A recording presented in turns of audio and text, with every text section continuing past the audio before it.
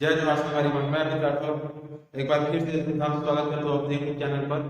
और हम लोग जो सीरीज जो देख रहे थे उसमें हमारा जो इनपुट डिवाइस था वो कंप्लीट हो गया है। अब उसके बाद जो नेक्स्ट है वह हमारा आउटपुट डिवाइस। तो ये जो वीडियो है इसको देखने से पहले आप इससे पहले जितने भी वीडियो आए हैं उसको एक बार देख लीजिएगा, ताकि ये जो आगे की वीडियो है वो आपको समझने में आसानी हो। तो चलिए आज हम यहाँ स्टार्ट करते हैं आउटपुट डिवाइस। आउटपुट डिवाइस क्या होता है?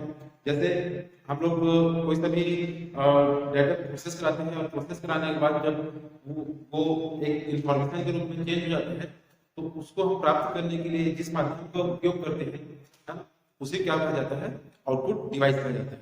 जैसे यहाँ पर आप लोग देखेंगे प्रोसेसिंग के बाद प्राप्त परिणाम को प्रदर्शित करने के लिए, उनको ग्रहण करने के लिए आउटपुट डिवाइस का उपयोग किया जाता है।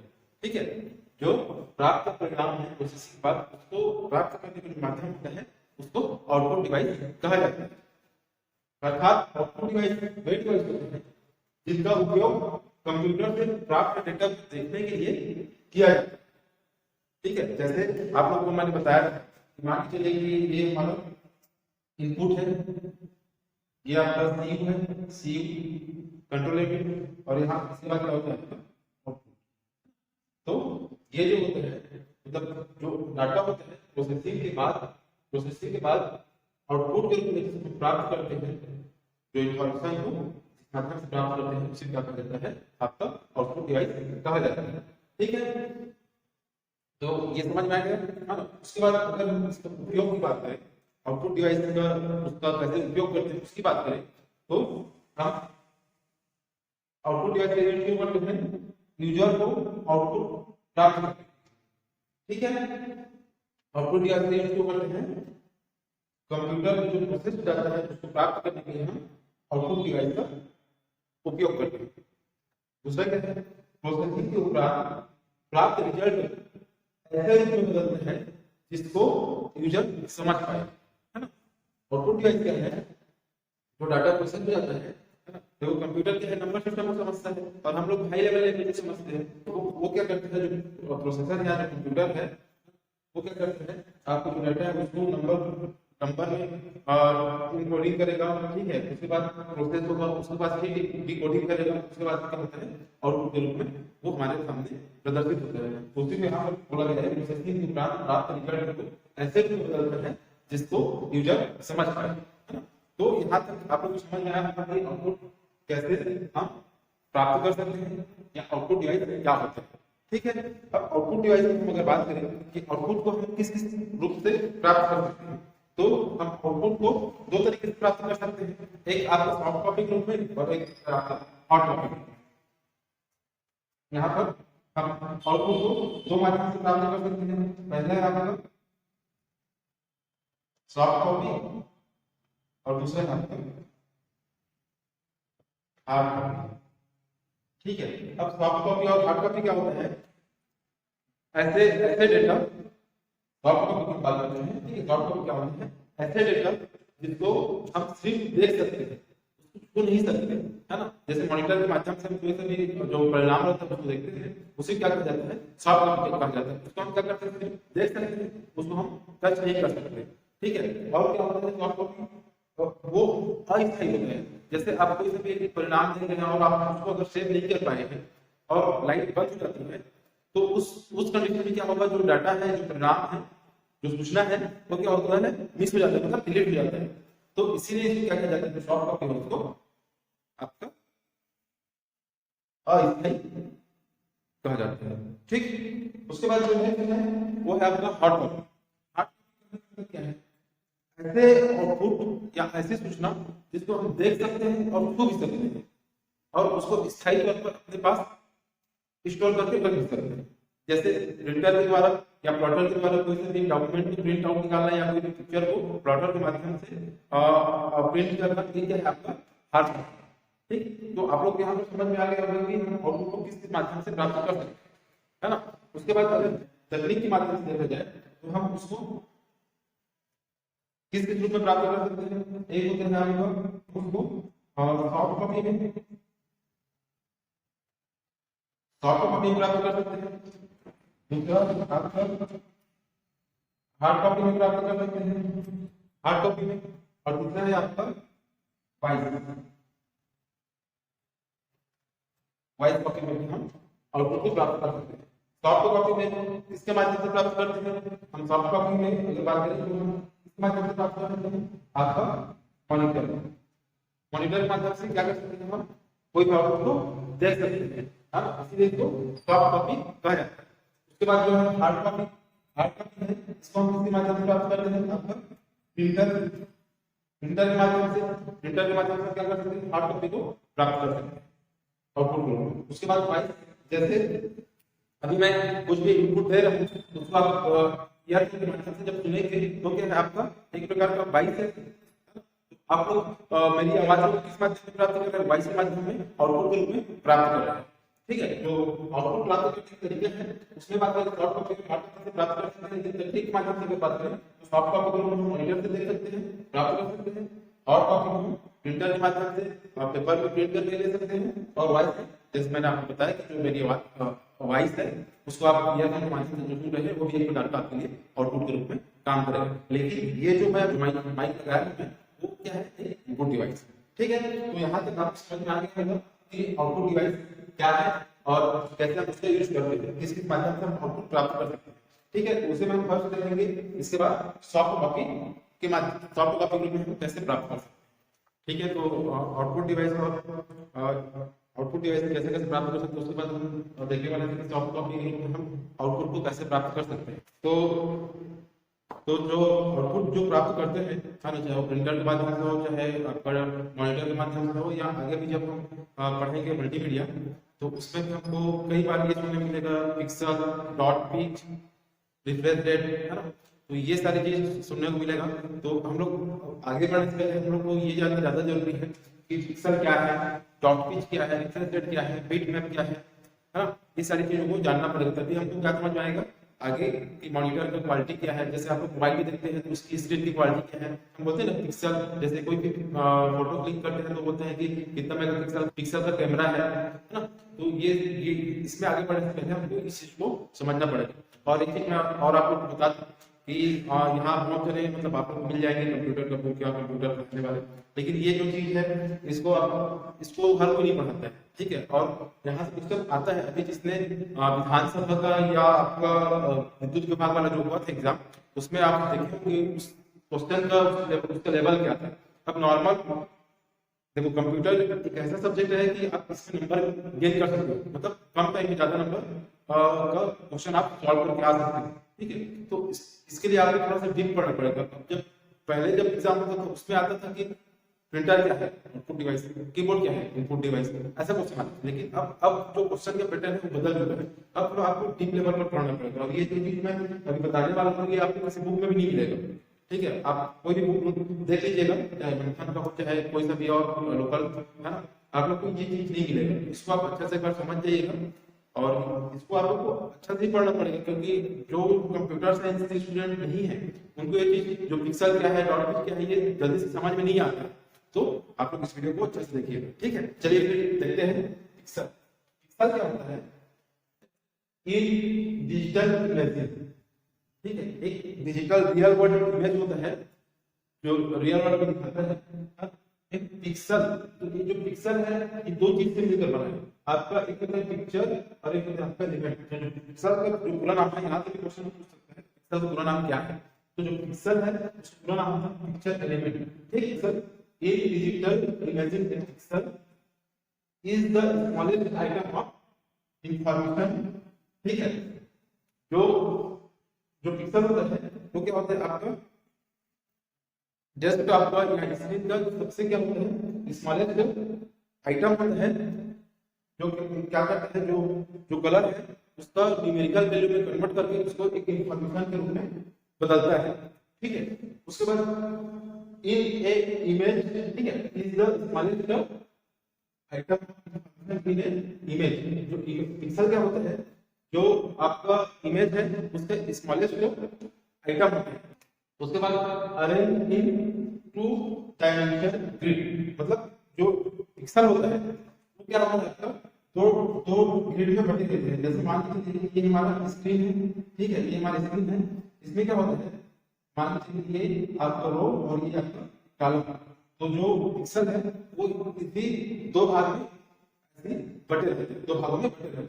अब इसका मान लीजिए कि यहाँ पर लिखा है ए, ठीक है, तो ये जो ए लिखा है ये क्या होता है, जो पिक्सल है उससे मिलकर बना होता है।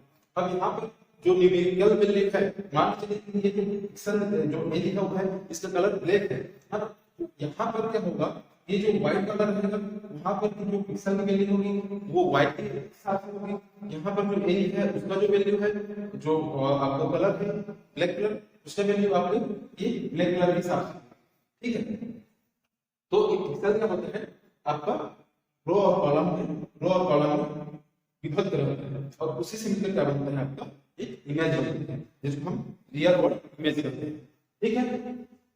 और इसको पहला रिजल्ट है दो डायमेंशनल ग्रिड में बटा रहता है रो और कॉलम में, ठीक है। And are often represent as dot, मतलब जो आपका जो पिक्सल है उसको हम किस रूप में रिप्रेजेंट कर सकते हैं। हाँ, यहाँ पर लिखा है इस डॉट इसमें रेक्टेंगल, मतलब यहाँ पर छोटे-छोटे आपका पिक्सल रहते हैं उसको हम किस रूप में यहाँ पर रिप्रेजेंट कर सकते हैं। मान लीजिए कि डॉट स्क्वायर और आपका रेक्टेंगल, ठीक है। तो हम जो पिक्सल होता है उसको ये इन टाइप से उसको रिप्रेजेंट कर सकते हैं। उसके बाद लेते हैं जो pixel is the smallest unit of display on video monitor, मतलब जो वीडियो पर जो मॉनिटर होता है हमारा उसका सबसे स्मॉलेस्ट यूनिट क्या होता है आपका पिक्सल, ठीक। तो यहाँ तक आपको समझ में आ गया होगा कि पिक्सल क्या है। पिक्सल आपका एक डिजिटाइज्ड इमेज होता है, पिक्सल का उसका पूरा नाम क्या होता है, पिक्चर एलिमेंट होता है पिक्सल का, और ये सबसे स्मॉलेस्ट फैक्टर होता है जो क्या करता है न्यूमेरिकल वैल्यू में कन्वर्ट करके आपको इंफॉर्मेशन के रूप में आपके सामने प्रदर्शित होता है, इमेज के रूप में आपको दिखता है, ठीक है। उसके बाद टू डायमेंशनल ग्रिड, मतलब हम जो पिक्सल होते हैं उसको दो भाग में बांटते हैं, एक होता है आपका रो हॉरिजॉन्टल और एक होता है आपका वर्टिकल, ठीक है। तो क्या होता है दो ग्रिड में बांटते हैं इसको पिक्सल। नेक्स्ट है and often represent as dot square of rectangle, मतलब जो पिक्सल है उसको किस रूप में देख सकते हैं, तो इसके रूप में देख सकते हैं, डॉट के रूप में देख सकते हैं, रेक्टेंगल के रूप में देख सकते हैं, है ना, स्क्वायर के रूप में देख सकते हैं, ठीक। तो हम पिक्सल को तीन रूप में देख सकते हैं। Next pixel is the smallest unit of display on video monitor, मतलब जो मॉनिटर होता है उसका सबसे स्मॉलेस्ट पार्ट क्या होता है आपका पिक्सल होता है, ठीक। Density of each pixel is variable, मतलब जो मॉनिटर में जो पिक्सल होता है वो किस रूप में रहता है, वेरिएबल के रूप में रहता है, न्यूमेरिकल वेरिएबल के रूप में आपके मॉनिटर में क्या रहता है पिक्सल रहता है, ठीक। अब ये पिक्सल क्या होता है, जो पिक्सल है उसको कौन-कौन से कंपोनेंट होते हैं, जो पिक्सल है उसको कौन-कौन से कंपोनेंट होते हैं, तो इसमें तीन कंपोनेंट होता है, मतलब जो हम कलर देखते हैं, जितने भी कलर देखते हैं वो तीन चीज से मिलकर बने होते हैं, तीन कंपोनेंट है ना। कौन-कौन सा आपका आरजीबी का मतलब क्या है, रेड ग्रीन और ब्लू, है ना। सब कंपोनेंट है जो तीन होते हैं, रेड ग्रीन और ब्लू, ठीक है। तो ये जो पिक्सल है इसी से आप जितने भी कलर देखते हैं, मतलब ये जो कलर है जितने भी आप कलर देखते हैं इन्हीं तीन कलर से मिलकर बने होते हैं। जैसे यहाँ पर न्यूमेरिकल वैल्यू, जैसे मैं बोला कि न्यूमेरिकल वैल्यू में कन्वर्ट करते हैं, अब यहाँ पर मान लीजिए कि यहाँ पर ब्लैक कलर है, व्हाइट है, तो इसमें तीनों की जो वैल्यू है, मान लीजिए यहाँ पर 256 मान के देखिए यहाँ पर 256 into 256 into 75, ठीक है। ये क्या हो जाएगा आपको 256 क्या है, रेड का वैल्यू है, 256 क्या है, ग्रीन का वैल्यू है, और 75 आपका ब्लू का। तो ये जो तीनों मिलकर क्या होता है आपका एक कलर बनाएगा, जो हम यहाँ पर जैसे ब्लैक है ना, तो ब्लैक के हिसाब से ये जो वेरिएबल होगा, ये जो न्यूमेरिकल वैल्यू होगा उसी हिसाब से उसको बनाएगा। जैसे आप लोगों को सबसे अच्छा एग्जांपल बता रहा हूँ, आजकल जब पेंट लेने जाएंगे, डिस्टेम्पर जो दीवार पे लगाते हैं, आप देखना आजकल आप जब लेने जाएंगे तो आपको तीन कलर भी मिलेगा, ठीक। एक तो व्हाइट का जो मेन इसमें मिक्स करते वो रहेगा, उसके अलावा आपके पास एक रेड रहेगा, ग्रीन रहेगा, एक ब्लू रहेगा, उसको उसके नंबर के हिसाब से आप देखना वहां पर आपको एक चार्ट दिखाएगा, उसमें सबको एक वैल्यू लिखा रहता है, उसी अनुपात में उस कलर को मिलाया जाता है, और उसको मिलाने के बाद जो एक नया कलर बनता है, उसी प्रकार इसमें हमारे जो पिक्सल होता है वो भी उसी प्रकार काम करते हैं। मतलब जो पिक्सल है वो आपका 3 कंपोनेंट होंगे, रेड ग्रीन ब्लू, ठीक है। उसके बाद ये जो कंपोनेंट है उसको, जैसे मान लीजिए कि जो रेड है उसका साइज क्या है, जो पिक्सल है उसका 8 बिट है, ग्रीन का 8 बिट और ब्लू का 8 बिट, ठीक है। जो पिक्सल है उसका जो साइज है कितना बिट है, आप 8 बिट है। जैसे हम विंडो में बिट पढ़ते हैं कि 32 बिट, 64 बिट, उसी प्रकार जो आपका पिक्सल है उसका क्या है, साइज क्या है आपका 8 bit 8 bit 8 bit, green red green blue, ठीक। अब उसको हम, तो ये कितना हो गया हमारे पास 24 बिट का हो गया। देखिए जो अभी ये जो बीट बाइट और ये जो बाइनरी सिस्टम है, इसको मैं आगे चल के आप लोगों को बताऊंगा। अभी आप थोड़ा सा समझने की कोशिश कीजिएगा इसको, है। और ज्यादातर यहाँ कोई पढ़ाता नहीं है इसको, तो शायद कंप्यूटर साइंस वाले नहीं, उनको नहीं समझ में आएगा कि बाइनरी क्या होता है, पिक्सल क्या होता है और बाइट बीट क्या होता है, ये सब सारी चीज मैं पढ़ाऊंगा आगे जो वीडियो आएगा उसमें सारी चीज को मैं बताऊंगा, ठीक है। 8 बिट है, 8 बिट को क्या बोलते हैं, एक बाइट बोलते हैं, ठीक है। तो रेड का कितना हो गया आपका 8 बिट मतलब एक बाइट, उसी प्रकार ग्रीन का 8 बिट मतलब एक बाइट, और आपका ब्लू का वैसे 8 बिट मतलब एक बाइट, ठीक है। तो जो टोटल हमारा जो पिक्सल है उसका साइज क्या हो गया 1 + 1 + 1, मतलब आपके पास 3 बाइट का एक पिक्सल हो गया। मतलब ये जो एक पिक्सल है उसका साइज क्या होता है आपका 3 बाइट, ठीक।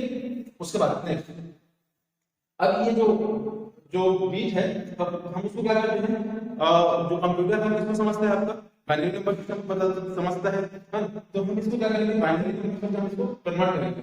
और ये जो मैं लिखता हूं 2^8, तो जो बाइनरी नंबर सिस्टम होता है उसमें जब हम बाइनरी नंबर में कन्वर्ट करते हैं तो उसको बेस हम किसको लेके चलते हैं 2 को, है। तो यहाँ पर जब हम इसका निकालेंगे, वैल्यू निकालेंगे, तो इसका वैल्यू कितना आएगा 2 × 2 × 2 × करते करते हम 8 बार जाएंगे, इसका जो टोटल वैल्यू है आपका कितना आएगा 256, है ना। तो ये क्या है न्यूमेरिकल वैल्यू। अब मतलब मैं आपको बता रहा हूँ कि जो हम बोलते हैं ना कि पिक्चर का साइज कितना बना, जब क्लिक करते हैं तो बोलते हैं कि कितना कितना साइज का बना, कितना नहीं बना, उसमें बता रहा हूँ कि कैसे पिक्सल मिलकर एक पिक्चर बनाते हैं, कलर बनाते हैं और उसका साइज क्या आता है ना, उसी के हिसाब से हम उस पिक्चर की क्वालिटी या उस कैमरा की क्वालिटी को समझते हैं, है ना। मैं उसी बता रहा हूँ कैसे आपका कन्वर्ट होता है। तो यहाँ पर क्या होता है, एक कलर का 3 बिट हो गया।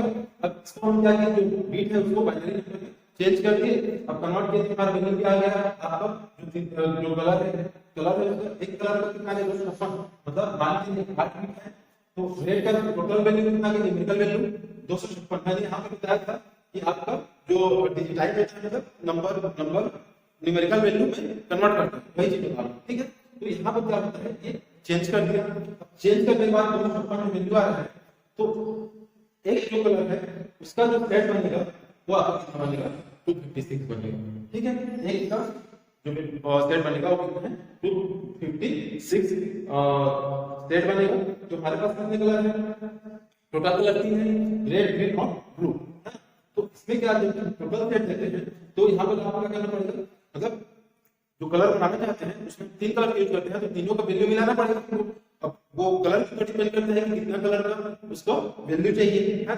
तो हम अभी क्या करते हैं, तीनों का जब मिक्स करते हैं टोटल वैल्यू को, तो 256 × 256 × 256, है ना। तो टोटल वैल्यू हमारे पास क्या आ जाएगा 16.7, मतलब हमारे पास 16.7 मिलियन न्यूमेरिकल वैल्यू आ जाएगा। मतलब हम 3 कलर को इतने कलर में कन्वर्ट कर सकते हैं।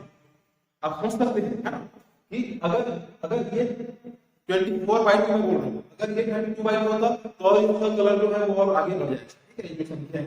लेकिन अभी हम 24 बिट में बात कर रहे हैं, तो हमारा जो कलर है वो आपका 16.7 मिलियन कलर यहाँ पर हम प्राप्त कर सकते हैं। तो जैसे हम कोई इमेज का साइज की बात करें, मान के चलिए कि आपके पास एक इमेज है, ठीक है, ये आपके पास एक इमेज है, इसकी साइज की बात करें, मान के चलिए 1000×750 साइज है, ठीक है।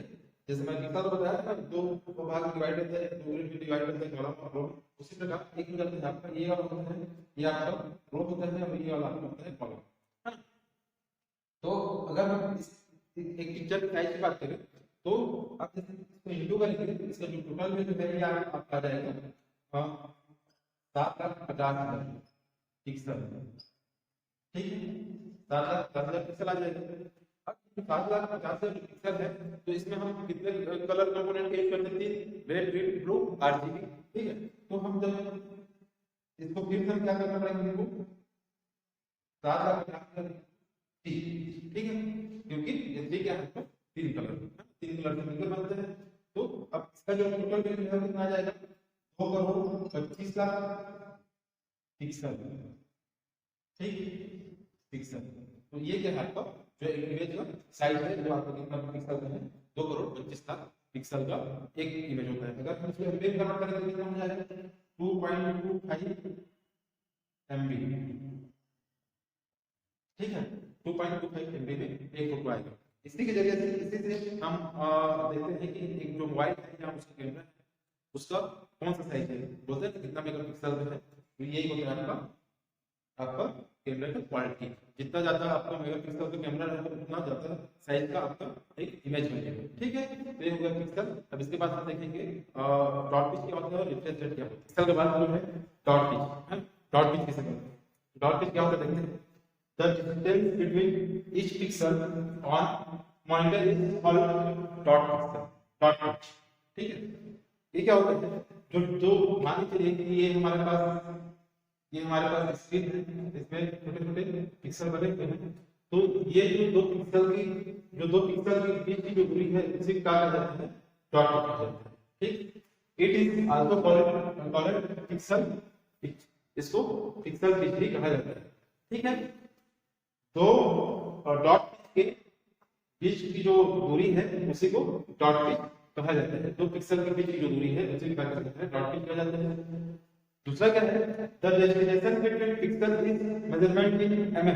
मतलब जो दो पिक्सल की जो बीच की दूरी है उसको हम किससे मापते हैं? मिलीमीटर से मापते हैं, है ना? दो पिक्सल की दूरी को मिलीमीटर से मापते हैं। Many monitor have a dot pitch of 0.26 and 28।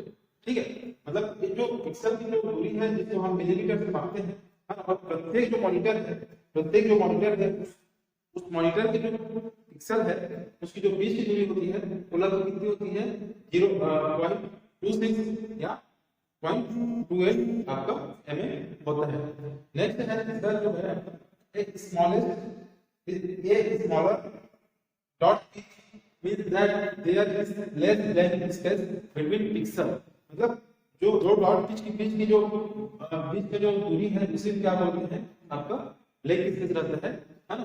वही क्या होता है? आपको ज्यादा अच्छा लगता है। जितनी ज्यादा दूरी रहती है उतनी ज्यादा आपकी जो पिक्चर है वो क्लियर रहेगी। जैसे smallest dot result between and सात इमेज।